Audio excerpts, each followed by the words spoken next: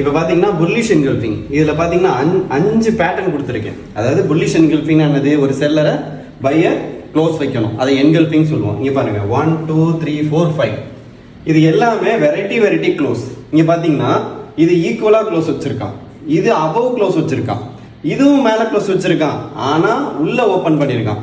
இந்த 5 பேட்டர்னில் எது ஃபர்ஸ்ட் ஸ்ட்ரென்த்தான கேண்டில் புல்லிஷ் என்கல்ஃபிங்கில்? நான் உங்களுக்கு ஒரு எக்ஸாம்பிள் தரேன். தான் ஃபர்ஸ்ட் கேண்டில். ஏன்னா இவன் கீழே ஓப்பன் பண்ணது ஃபர்ஸ்ட் சப்ளை, ஆனா க்ளோஸ் வச்சது டிமாண்ட். இவனை கீழே விழுந்தும் மேல ஸ்ட்ராங்கா வந்து நிக்கிறான் பாத்தீங்களா?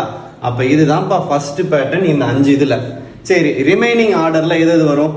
வந்து ஃபர்ஸ்ட் போட்டிருக்கேன். அப்ப ரிமைனிங் ஸ்ட்ரென்த் எதுன்னு கரெக்டா நீங்க கமெண்ட்ல ஷேர் பண்ணுங்க.